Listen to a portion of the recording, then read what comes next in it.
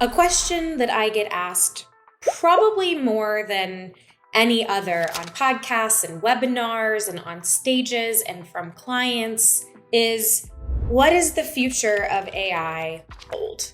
6 months, 12 months, 2 years down the road. And I should caveat this that I'm not a futurist, and it's quite possible that I'm looking at things from a very narrow lens. However, this is something that I have been thinking deeply about for the last year and a half, and I've been reflecting on as the business world adapts to the easy access, speed, and skill that AI is providing all of us.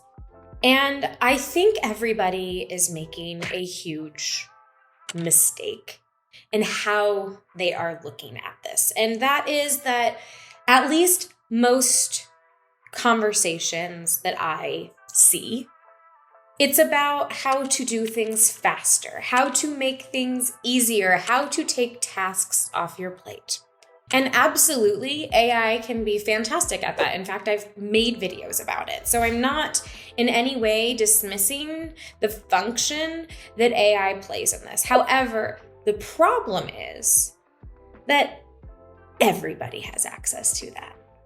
In other words, AI is the great leveler of the playing field. And what do I mean by this? I'm just going to look at a small segment of the e-commerce space, which is Amazon.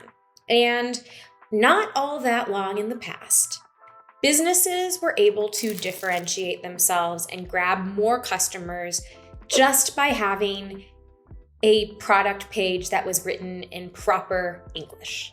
No spelling mistakes, no weird phrasing, nothing that clearly indicated that this was not a legitimate company that was committed to the highest quality. Now there's truly zero excuse or reason why any single company, regardless of whether they have access to native English speakers or not, cannot create a baseline product page that is written in proper English. We see the same thing with basic quality of blog posts, with video content, with imagery. Everybody is able to achieve passable, mediocre, proficient baseline. By the way, I always think that proficient is such a funny word. I realize that this is even used on diplomas, but to me, proficiency has this connotation of achieving the bare minimum to be passable. It's not passing with flying colors. It's not truly being a master. It's just proficient, capable, fine. I will get off my proficiency soapbox and get back to the conversation at hand, which is AI.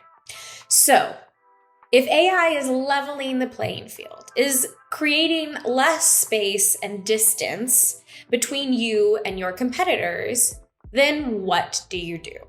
Because it is truly democratized, everybody has access to it. There is nothing that keeps all of your competitors from having access to all of the tools that you do to allow them to move just as quickly and create something just as proficient. And so what I foresee when I look into the future of how we work with AI and what that means in a bigger sense is that it requires our ability to actually take more time to think deeper, to think strategically, and to infuse what makes us uniquely human into the things that we're doing.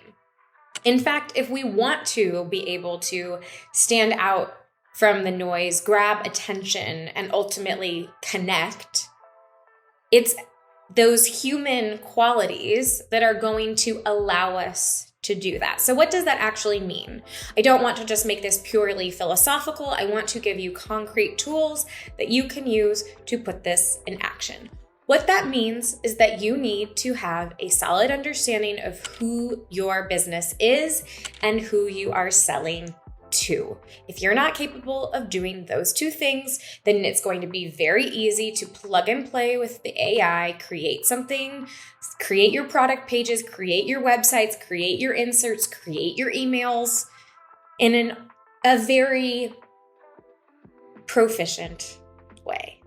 But that's not going to cut it. Because if everybody is creating proficiently pleasant emails, people are just going to stop opening emails. You need to give people a reason to open your emails.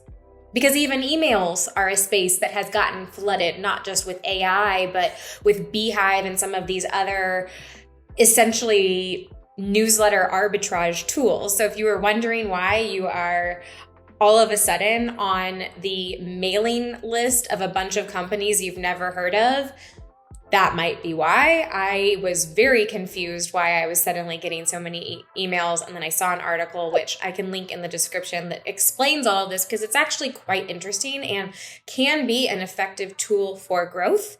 But it's also kind of annoying and goes back to thinking about what are the long-term repercussions and impact on the user and on the bottom line. And if this is something that's short term, going to help you grow your email list and get a good open rate, but long term, it changes customer behavior so that they don't want to be opening any emails at all, then are we really winning?